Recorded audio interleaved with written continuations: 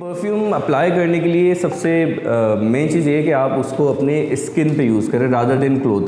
Generally Pakistan में लोगों को इस बात के लिए इतनी अवेयरनेस नहीं है और वो कपड़ों पे परफ्यूम यूज़ कर रहे होते हैं, वेयर कर रहे होते हैं, तो वो उस पर उनको उस तरह का रिजल्ट नहीं मिलेगा जो परफ्यूम का होना चाहिए। परफ्यूम उस तरह से परफॉर्म नहीं करेगा, क्योंकि परफ्यूम परफॉर्म करता है आपकी स्किन के ऊपर। परफ्यूम बेसिकली जो उसमें रॉ मटेरियल जो इंग्रेडिएंट यूज़ होते हैं वो होते ही स्किन फ्रेंडली हैं, और वो आपकी जब स्किन पे आप अप्लाई करते हैं तो अब डिपेंड करता है कि किसकी स्किन के साथ कितना परफ्यूम फ्रेंडली होता है जाके, तो उसके ऊपर उतनी ही ज़्यादा लॉन्ग लास्टिंग और उसकी अच्छी परफॉर्मेंस और डिफ्यूजन होता है।